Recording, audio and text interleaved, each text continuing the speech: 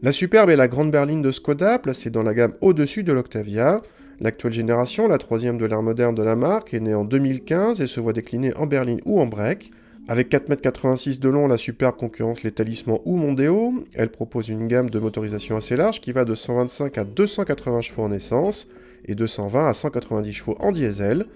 Notre modèle utilise un 1,8 L essence de 180 chevaux, un moteur qui développait 160 chevaux sur la génération précédente. Il est ici en finition Stahl qui octroie deux séries des jantes de 17 pouces et des feux avant Big Xenon.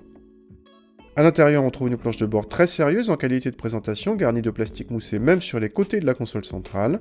Le grand écran tactile est réactif, mais il manque quelques équipements pourtant presque basiques, comme la caméra de recul.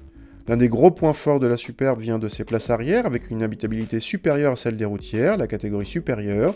Le coffre est également généreux, avec plus de 600 décimètres cubes mesurés par nos soins, le plus grand de la catégorie, juste derrière celui d'une certaine Passat.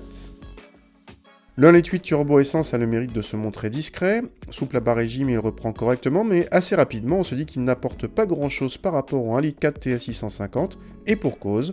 La valeur de couple est la même entre les deux blocs, du moins quand le 1,8 L est couplé à la boîte DSG. Du coup, pour sentir la différence, il faut monter dans les tours, ce à quoi cette berline statutaire ne se destine pas forcément, car cette Superbe, si elle est tout à fait sécurisante sur la route, ne fait pas montre de beaucoup de dynamisme et joue davantage la carte du confort.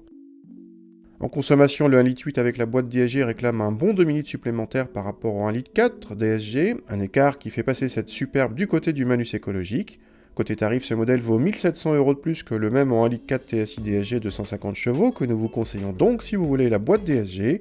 Le 1,8 TSI n'est en effet intéressant pour l'agrément de conduite que si vous le prenez en boîte manuelle, avec laquelle il a alors une valeur de couple supérieure à celle du 1,4 TSI 150. Cette motorisation inférieure donne en plus accès à des finitions inférieures, et donc moins chère.